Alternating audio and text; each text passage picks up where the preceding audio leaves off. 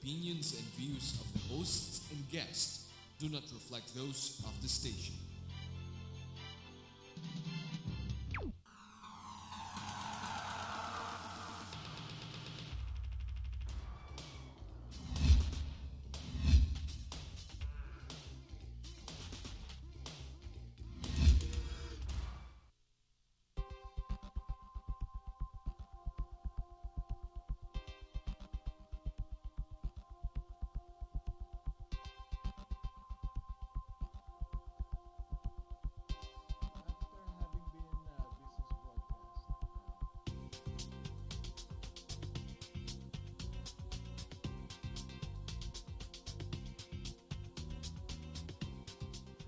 Good morning, Philippines. It's Thursday, October 25, 2012. Welcome to Practical Business, now on its second season.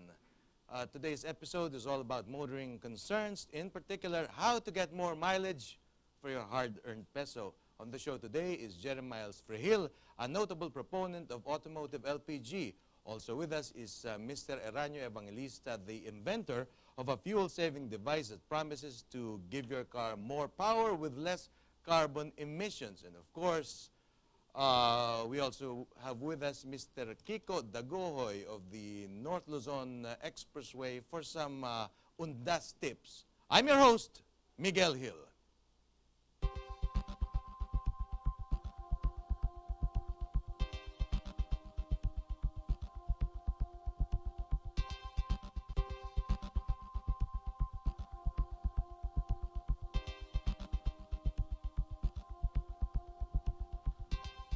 Getting less carbon emissions and more mileage for your peso is a big challenge nowadays as we confront higher and higher fuel prices. And one solution that has been proposed and which is actually being implemented in the Philippines, especially by the transport sector, is having the vehicles converted to LPG use. But even that has not been spared of, it has had its share of criticisms. And we have with us Mr. Jeremiah Frehil, who is the proprietor of Gates LPG and one of the proponents, local proponents of automotive LPG. Jerry, good morning and welcome to Practical Business. Good morning, Miguel, and to all the televiewers of Practical Business. Okay, Jerry, I will lead with a difficult question.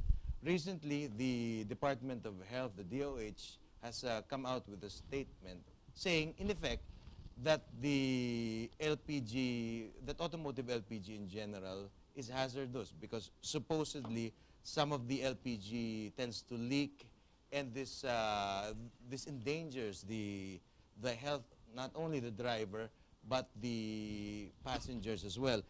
And this study, the DOH study, seems to be supported by the UP National Poison Management and Control Center. So, from the LPG industry, how would you like to respond to this? Actually, I find the study rather strange. LPG used for automotive vehicles has been used for more than 40 years in most developed countries, like, say, Italy. In Japan, it's been used for more than 15 years. In Hong Kong, Singapore. In all of these developed countries, they have never ever had this kind of issue, no? About LPG being hazardous to the health, being toxic to people. There's no such finding there. So that's why I question the validity of the study of the Department of Health on this. My car has been running LPG for more than 5 years. And you seem pretty healthy. I use the aircon all the time, and so far, I just had my executive checkup 2 months ago. The doctors gave me a clean bill of health. So I do not know how they conducted the study, and it's questionable on the process and the procedure of how the study was conducted. Okay. I don't have the copy of the study itself, but from what I understand, it is in the conversion process. The problem lies in the conversion process that there seems to be leaks, or it's prone to leaks. No. So I guess what one angle that we can explore here is it's not the technology itself, but it's the quality of conversions. Are there various qualities of conversion? What do you call it? Conversion kits? Conversions, yeah. Yes. Conversions. Actually, there are. That's why my advice to people that are having their cars converted, go to a reputable conversion center. There are only a few reputable conversion centers in Metro Manila. So that's what you have to do. You have to go to a reputable conversion center. Uh-huh. So, is this really high technology? Meaning to say, do you need specialists from abroad to be able to competently install this, or do we have the technology right here? Is this hard? It's it's not rocket science in when you convert your car to LPG. Hindi naman siya rocket science, but you will need specialists because there are three steps when you convert your car. First is the quality of the kits. Second is the quality of the installation, and third is the quality of the tuning. So all of these three have to be in sync. Pag kulang ang isa, if you're lacking one, let's say the kit is not good, but the installation is good and the tuning is good, car won't run well. So, or if the kit is good and the installation is good, but they don't know how to tune it, the car won't run properly also. So there are three conditions that has to be met. Okay. Uh, okay, Jerry, I think the questions lie in leaks, no? The amount of LPG that leaks before it actually goes into your engine. But from what I understand, the LPG that does manage to go into your engine, when it comes out as exhaust, can you tell us something about that? Because I mean, I'm no expert, but from my visual analysis, it seems a lot cleaner and it smells a lot less. Yes. To be honest, when we tune our LPG engines, our LPG-driven engines, we use a gas analyzer to tune it. So the figures will be there, the hydrocarbon emissions, the carbon monoxide emissions, the carbon dioxide emissions, everything is there. The lambda settings, everything is there. So when we tune, we always put the parameters there that are needed so that the car runs efficiently. And based on the exhaust, that's where we can see whether the burn is good or not. Okay. You run a pretty large LPG company, and it's quite reputable and quite well known. So I guess quality-wise, there is no problem on your end. How about is there such a thing as a fly-by-night LPG conversion place? There are a lot actually. Okay. We started our business 2005. Uh-huh. We converted mostly taxi fleets, and when we were pretty successful in conversion, the volume of that we were getting, so many companies came in and started doing their own. Our company has what we call a DTI BPS standard. Okay, this is you apply for this license so that the DTI gives you the license to install. Okay, a lot of companies came in without getting approval from the DTI, so hence they don't have the BPS standard. And they just kept on converting, and they were selling it really cheap. So that's what happens. When you buy a cheap kit, you better think if you're getting the right value for your money or not. Because eventually, you get what you pay for. Okay, for our viewers who may be interested in a conversion, assuming that the DOH doesn't move to ban it or anything, but how much is a good conversion kit and how much is a cheap conversion kit? Just a general price range. Okay. For our kits that we use for taxis that are running on fuel injected, on average we sell it at about 55 to 60,000 pesos. For a cheap kit, some are selling it for like 35, 40, 40,000. So it's a little bit steep, no? 55 to 60. Pero nababawi ba yun pag sa taxi, Jerry? Yes. Probably in a year's time you'll get it back. It depends. The more you run your car, the faster you get your investment back in the kit, because the price of LPG is 33 pesos as against, let's say, 54, 55 pesos for unleaded. Okay, how about mileage? Do you get a lot of mileage for it? Or the same amount of mileage as you get from gasoline or diesel? Actually, you get a bit, almost the same mileage as what you put in if your car is running on unleaded. You get almost the same mileage. Probably around 5% less because LPG has a lower BTU than unleaded. BTU meaning? British Thermal Unit. It's the unit that we use to measure energy. BTU. Okay. So, Jerry, I'll ask you, do you think that reputable LPG conversion centers are getting the bad press because of the fly-by-night conversion centers?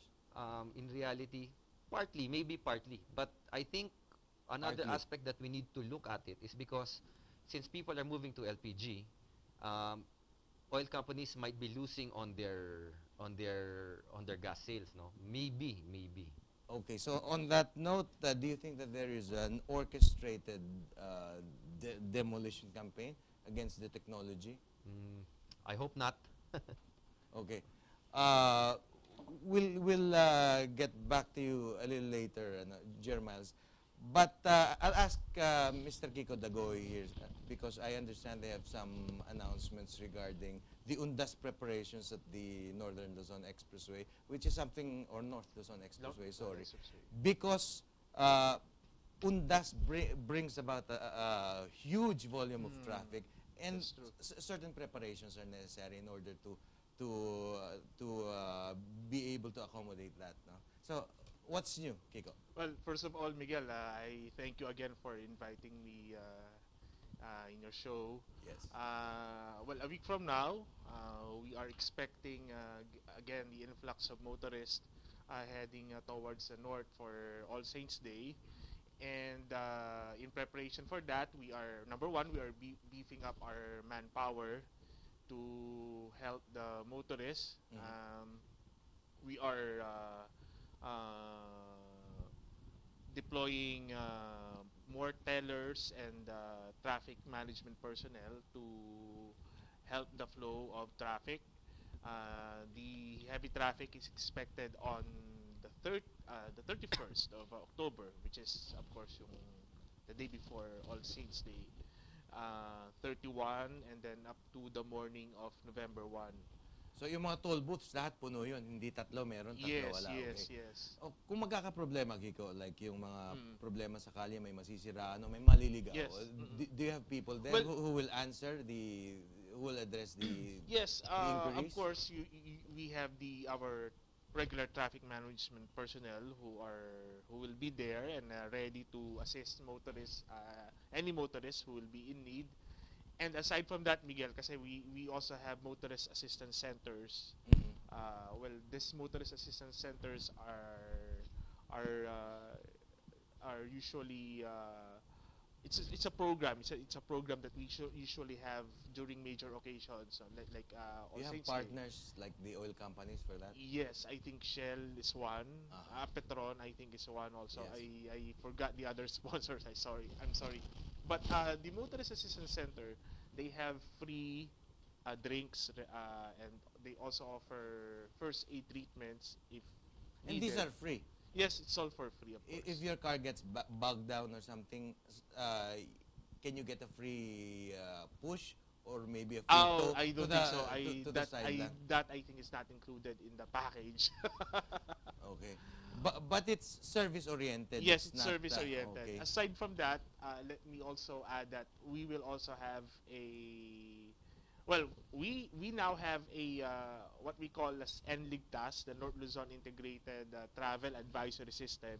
It's, I think, the first in the country. It's the first real-time travel advisory that you can access, of course, through the internet. Just go to our website www.tollways.net.ph, and there you will find NLIGTAS, where that will help you know where the heavy traffic is along NLEX. So you suggest they look at your website first before they take their long trip, their road trip. Yes. What else? What else is new? Ito. We have the Lakbay Norte Pass. It's a prepaid toll card Prepaid toll. that will be implemented only for All Saints Day from October 31 up to November 4. It's now available to all the motorists out there who are going to North and Central Luzon for Undas. The prepaid toll cards are available at our various POS centers located along NLEX. Okay. We'll talk more about that later. Yes. Anyway, friends, if you want to join our discussions, you can text us your reactions or your questions by way of globe number 0915-209-6012. That's globe number 0915-209-6012. 6012. Practical Business will be right back. Don't go away.